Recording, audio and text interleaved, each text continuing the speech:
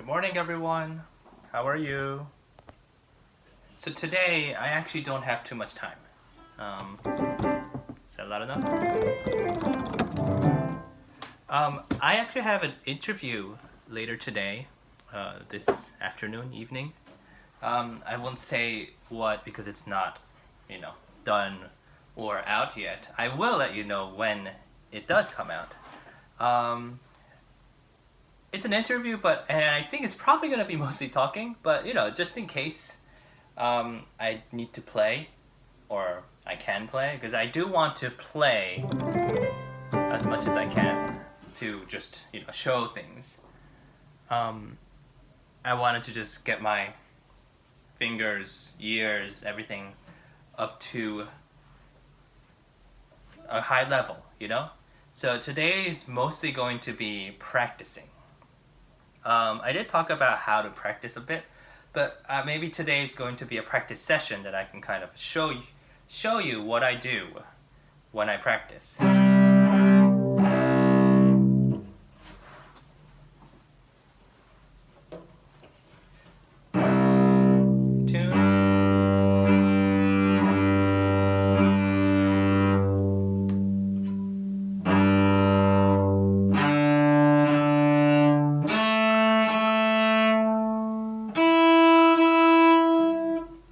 This desk. I have this adjustable desk where I can go higher and lower. Sometimes my bow hits the table, the desk, so I keep it low if I can. Alright, so I guess the first thing I would do is practice with the drone.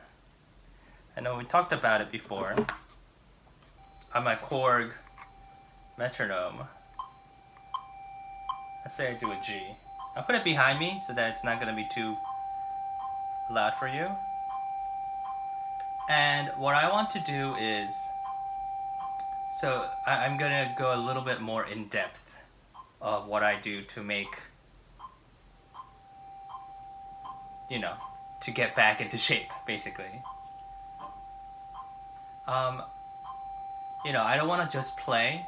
I want to think about all parts of my body and how I'm using my body, whether it be my feet, my feet going into the floor, kind of feeling the ground, right? I don't want to be on my toes or my heels, just kind of like deep inside.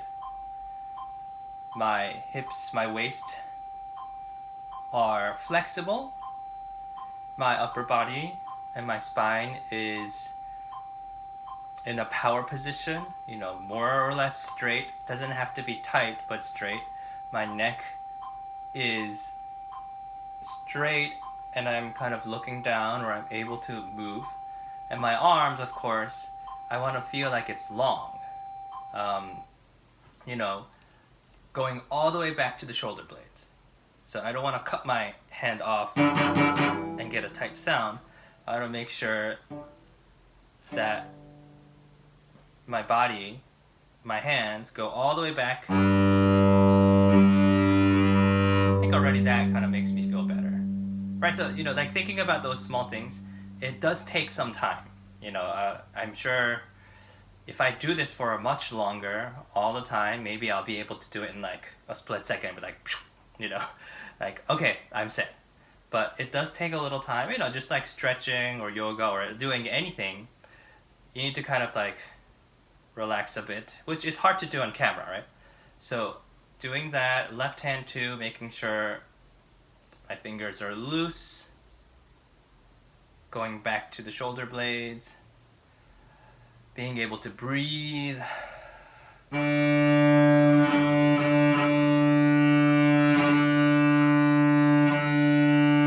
And also, a small thing that I realized these days,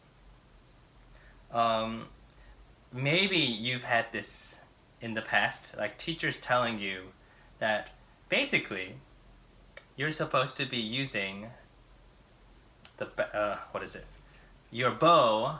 Well, okay, so this is a very debatable topic.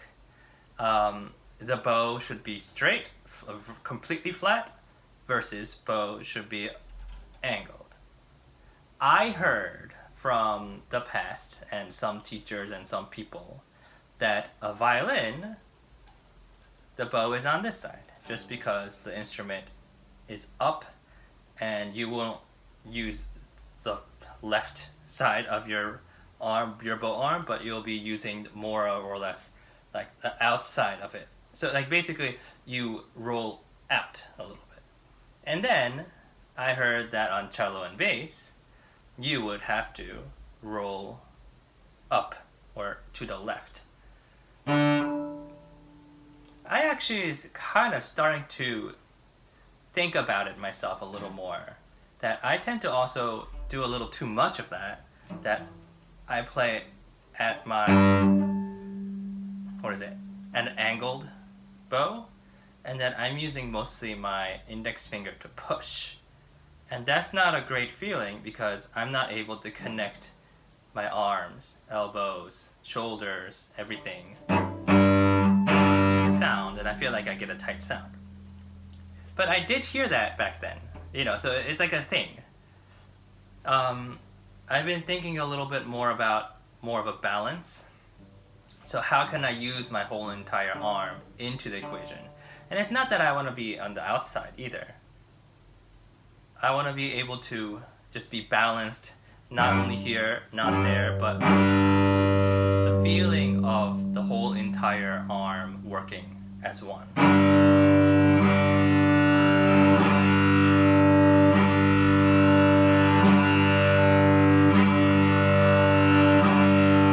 Right, I feel like my sound already got a little better.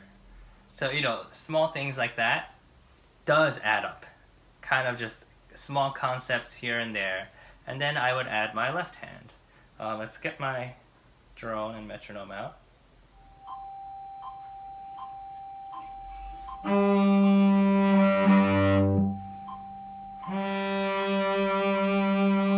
then vibrato.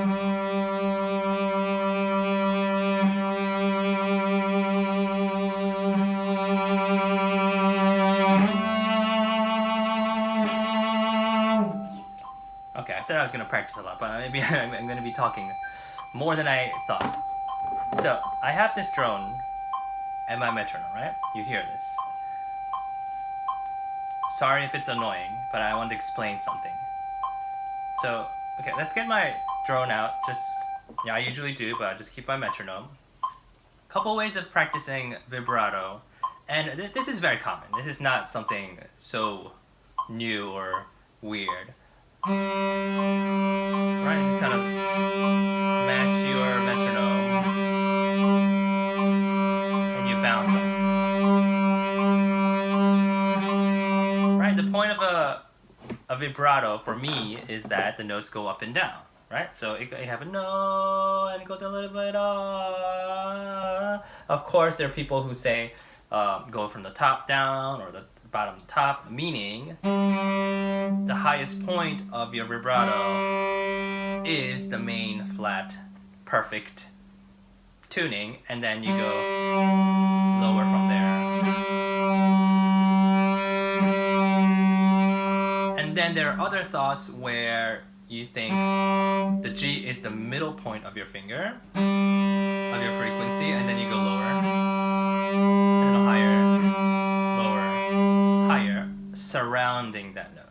So either you have a note and you're vibratoing under that note in terms of intonation, of pitch, or you're vibratoing on top and on bottom of it. So I just use my ears. If I feel like when I'm using a drone, I feel like it's too high, I just go lower. It's very debatable. I tend to think a little bit more that I don't even know what I'm doing. Slightly higher is fine, but maybe not too high. I don't know. Anyways, so if you have a metronome, and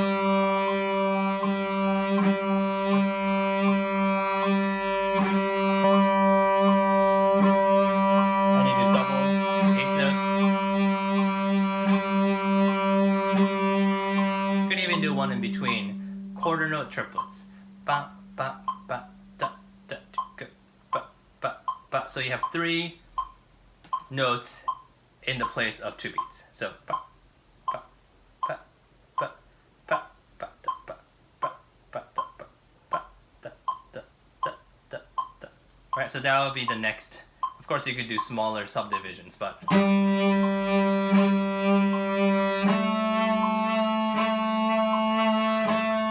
different fingers on the same note to get the same sound.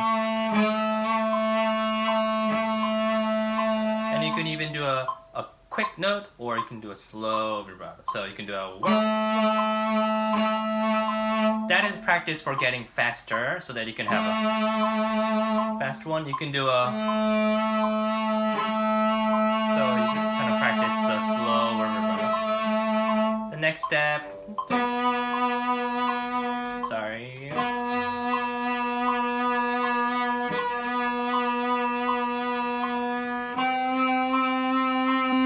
16th notes, 4 notes. Oh no, I guess they're not. 2 notes per beat.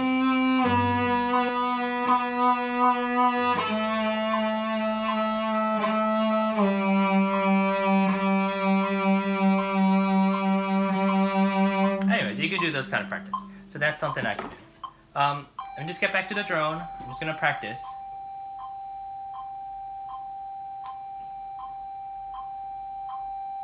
Once I do my warm up, I'll show you what kind of other things I do.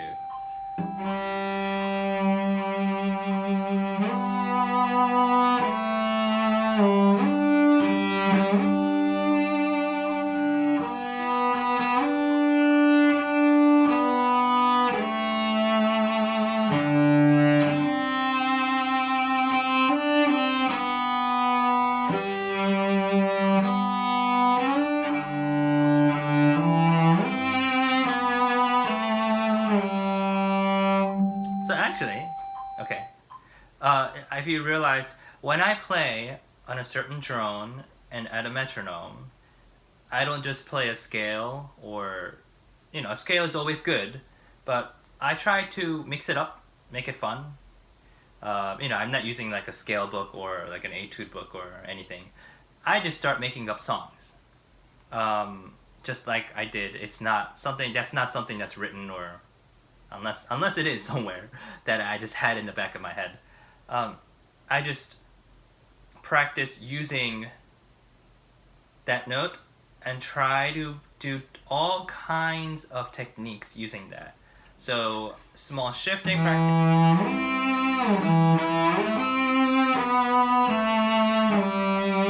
And of course, getting my ears get used to that G sound.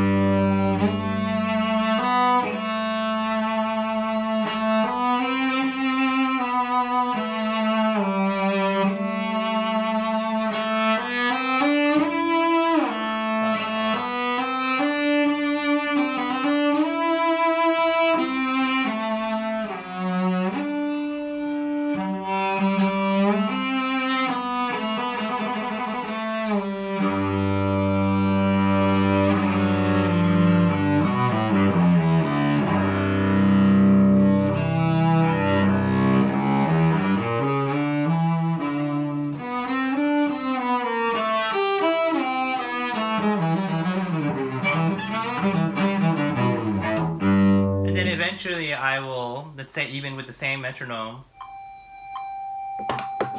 I'll try to get it jazzier or a little bit more. Let's say I'm just do it in the downbeat for, that's straight 16s.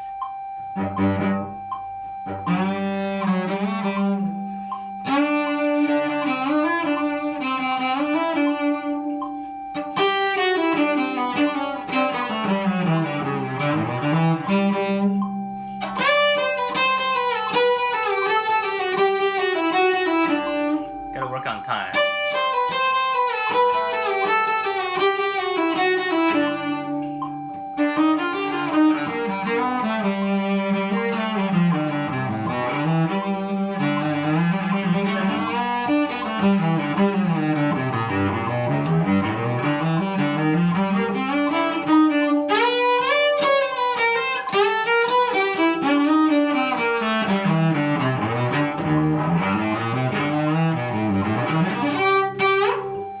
And then, so, those things. So then I just get my hands getting used to it, getting the chords, getting my ears warmed up for the day. And then what I would do after that, so it's becoming more like a talking video rather than a practice video. I really wanted to practice. I guess I still have time. So we have this drone. I would make it a half step up, or just put a random one. And then what I would also do is there's this tap tempo function. So I just make it different. Alright, so just, okay, here's another A flat.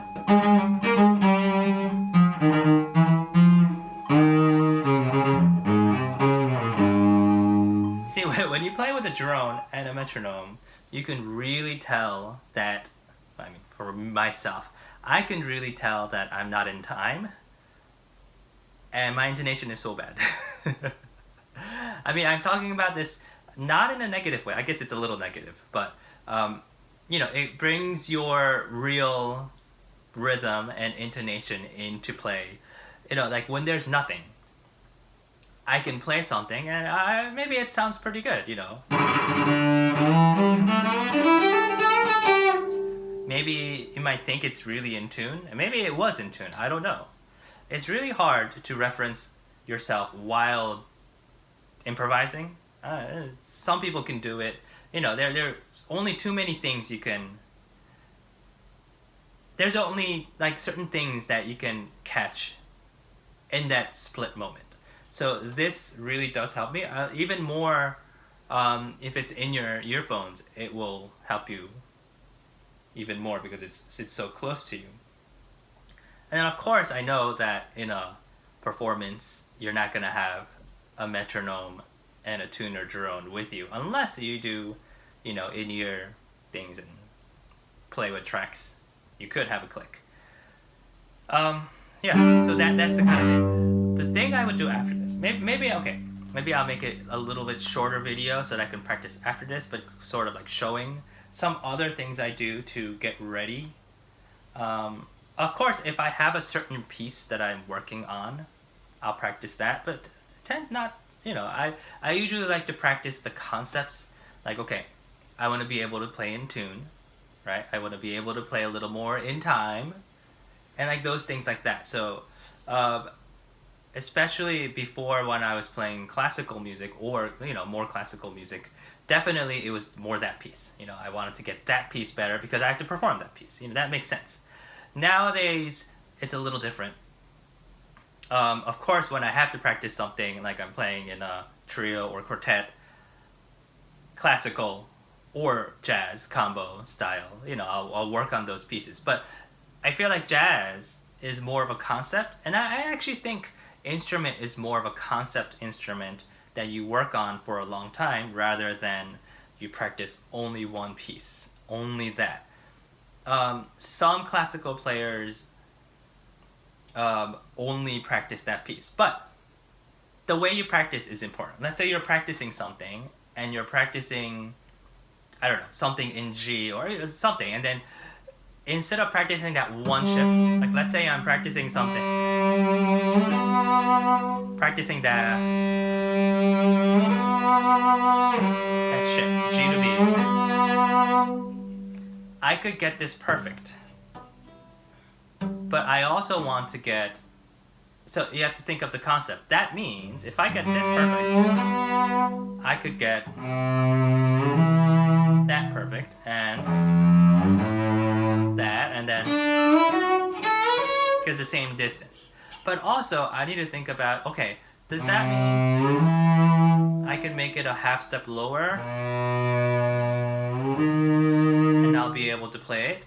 Maybe it's that tiny bit of a space that's bigger because on a string instrument, the higher this way you go, the bigger the spacing is, and the lower or this way you go, the smaller the spacing is.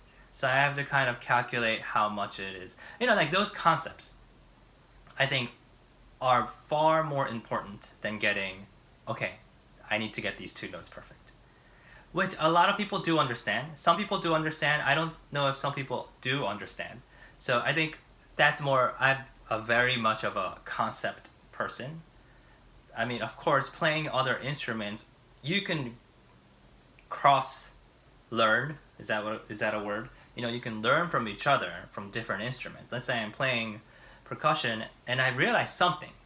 Like, I don't know, like I'm playing something and I realize my hands are tight or something small like that, or thinking about the bounce, getting your hands looser. Oh, actually, when I'm moving my sticks, my fingers are moving. But it's not really initiating with the hand like this, but it's just like following the stick while the stick comes up. Small things like that. And then I'll come to the cello and be like, oh, okay. When I go up and down, let's say from a low note, I'm not initiating with my fingers to push it down or push it up. I'm just following my fingers. I'm not working hard to go up and down, but I'm just using my arm to follow things. You know, like small things like that will improve everything, right? Not just that one instrument and that one thing that you're doing, but the concept of it. So, you know, it was a small rant, but okay, the next thing I will practice, usually, I usually like to practice 3 main things, possibly a 4th thing. 1 is bow, 1 is pizz, 1 is drumming, and they're all on one instrument. That's why this instrument is so great. So that was bowing. 2 parts of the bowing. 1 is more of a classical approach, getting that intonation, well, not just intonation, but beautiful slower sounds. And then the second part of the bow is just getting the rhythm, more jazzier things, poppier things. And then the second thing, the second big one, I won't do the drone because it might be annoying for you. So let's say I have this with a 111.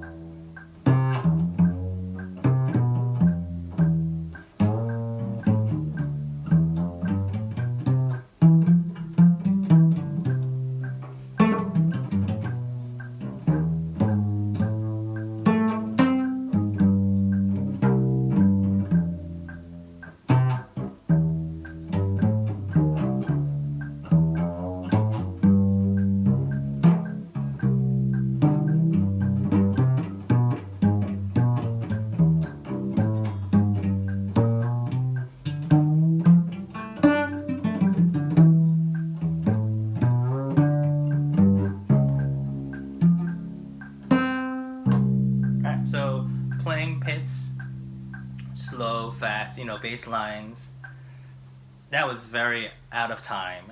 And if I were recording, you know, a piece for AK Duo, that would take a long time. Because first I need to just kind of be able to play in time. Of course, I'm not really thinking like what I'm playing. Well, I guess I am. You know, small chord progressions that I like. You know, I guess that was like...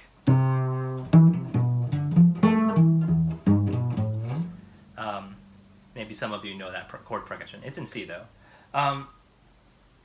You know, so that would take some time. That's something that I like doing. And then the last thing I would do, of course, I will change the time, you know, the tempo, just randomly. If I do a slow one, I'll do a fast one next. Maybe I'll do a fast one next. And then the drumming part. Actually, this is something that I haven't really talked about, right? So I talked about the bow. I talked about the pizz, how to pizz. Of course, the drumming part, I am able to do it because I have a carbon fiber instrument. On a wood instrument, I wouldn't do it as much. Of course, you know, because it's just more fragile. I think bass players do it more just because maybe, you know, their instrument seems more sturdy than, let's say, a violin. Like, you wouldn't be like tapping pretty hard on a violin unless you're a luthier and, you know, you're like checking for cracks and like those things. But, you know, small things bass players do, you know, like small taps, you know, or in like the back, you know. But this instrument actually has a very different type of sound that's coming out of the instrument, you know. that's like you know, of course it's a different material, so it makes sense. So here is a lower sound. That is the same probably for most instruments. And then these are a higher sound. I've done times when there's like a higher sound even there, and then on the sides, that's a nice high sound, right? Because everywhere you play is different. Anyways, let's talk about this. When I do this, I don't know if any of this will be relatable or of use for you, because if you don't have a carbon fiber instrument, why would it matter to you? But nonetheless, I'm going to talk about this. So let's say I have this tempo. Can you hear this metronome? Hope so. That's my bass drum sound. It's my right hand.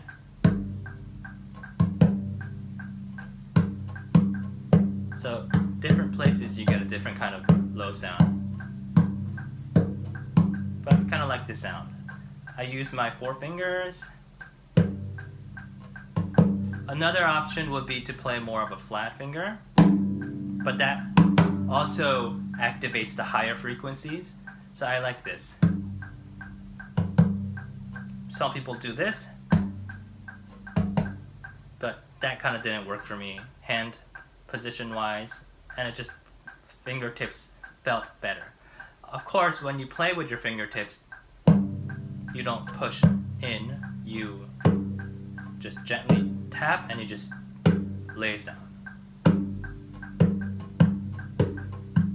You can play around with small fingers, like cupped, closed fingers, open fingers, but I have a sound I like.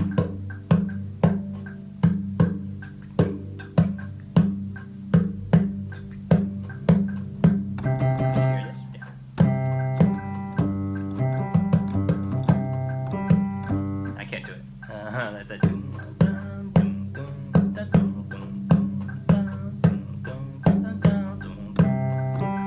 okay, coordination practice.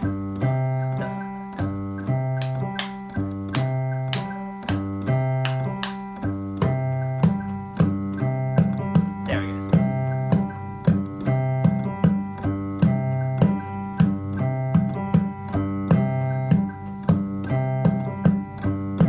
Right, so that's the low sound. You could do it here too,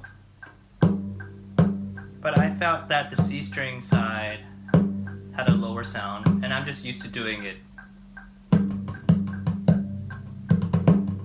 Although you can do double bass drum sound.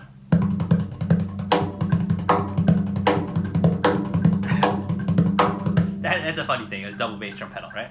And then the other side, I'll make it, I'll just turn that off for the sound. I have a spectrum of sound that I could use, but the general sound I like using is that.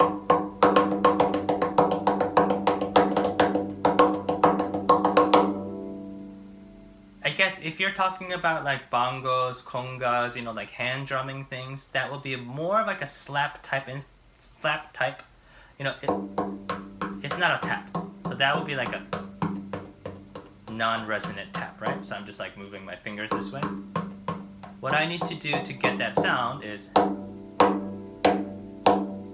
need to come off the instrument, and then I need to initiate it with a fast stroke. I am not a hand drummer. I know some people who are, and I know people who are so amazing at it. So those people probably, of course, I mean, it makes sense, will be able to drum this cello better than I can. But I tried learning, you know, and I tried getting the sound I like. They might, I don't know, there are some people, this is kind of crazy. You know, like the slap sound on the conga? Like, chak, boo, boo, chak, boo, boo. I have this feeling where I have to just like slam my hand onto the conga. Chak, doo, doo, chak, doo, doo. They can do it like, bah, with a tiny motion, and it sounds like the biggest slap in the world. So that's something that I should learn. But I think I like this sound. Of course, in different places it sounds different, but I don't really like this sound as much. It just sounds a little bland. have this perfect spot.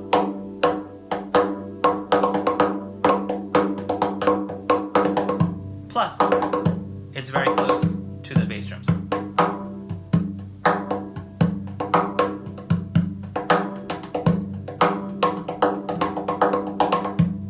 Need to work on it. And then from here, I can use different fingers, right? So I have this first finger, index finger, and then I could do the same thing with my middle finger, which is not as ergonomic.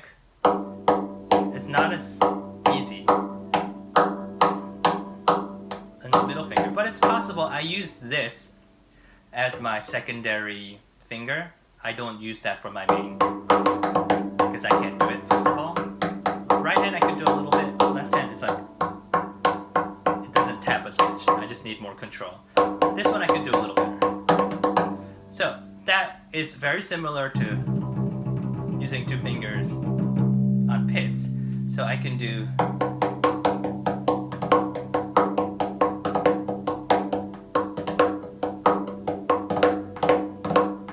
right at this, not the most amazing finger, but then that one is good. So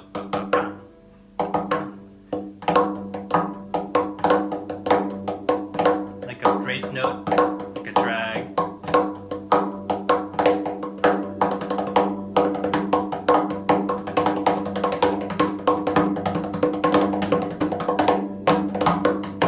I could even do this motion, which is a very common hand drumming motion. This on top. Actually, my friend at Juilliard went to the northern part of India. This was like 10 years ago, more, and to study Indian drumming. That's a whole new world. That's their, of drumming. Like South Indian, North Indian. I think they have slightly different kind of instruments in those different regions. Maybe there's, of course there's mix. But he came back and he played the kanjira, which I have, and it was a different stroke. He was showing me. He's like, okay, here is the pivot point, and then one hit is on this side, and the other hit is on this side. So it's basically that and that and that. Of course, not that type. So that's something that he showed me that I kind of got into, and I've been doing that motion that I like, and that works really well for this. So this side for the this way stroke, inward stroke, and then the last three could be for the outward stroke. Of course, it could be just one finger at a time, but just in general. So then you can go back and forth between.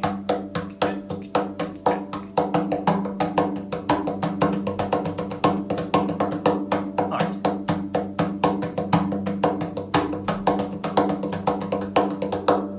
And then the other hand. Wow, this is gonna be hard. I'm already, so let's see if I can do it.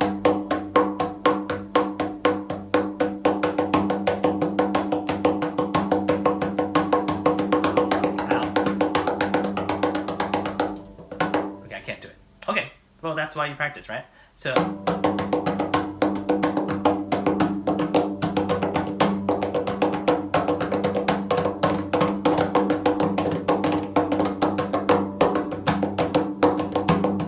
you can do that.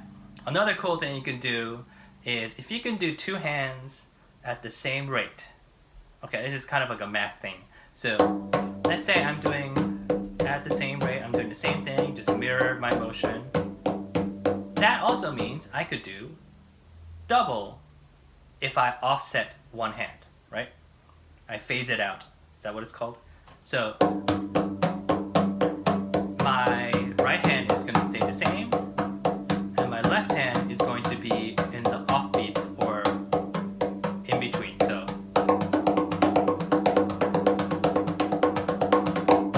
right, back to normal, same, off.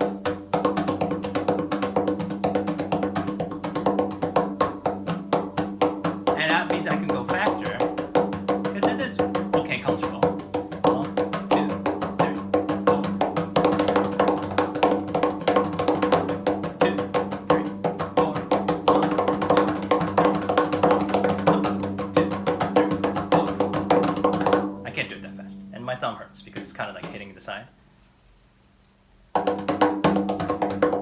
then you do some combinations. You know, if you are a drummer, or if you know much about drumming, like paradiddles and different rudiments, like.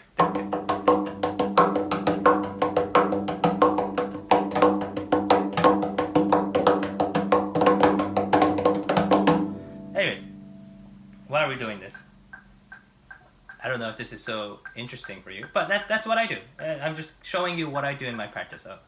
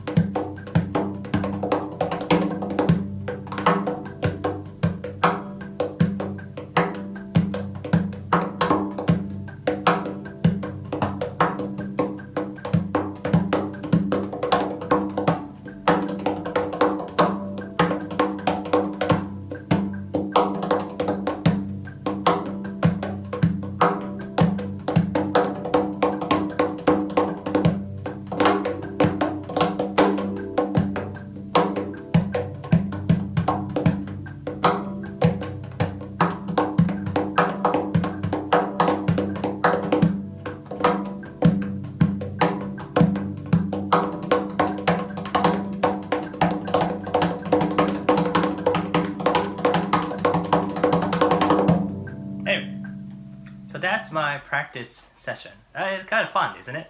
I mean, for me, it's a lot of fun doing this. Maybe it's very different from what your practice, routine looks like. But I just kind of go back and forth between bow, pizz, drumming. I do have another one, but I'll keep it for next time, and that's including using my recording. Let's say I record like a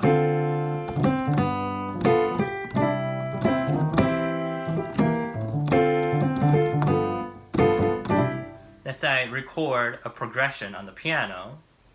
I record it onto my Logic, I play it back, and I practice with it. You know, so that I can get a real chord progression practice, and maybe I'll make a half step up, half step up. Those things are hard. Anyways, I need to go practice because I need to get ready for the interview. I mean, it's much later today, but I have other things to do. So I hope this helped you. Did it help you? Showed you some fun things I do at home for my practice. And hope you have a good day. I'll see you soon. Thank you. Bye.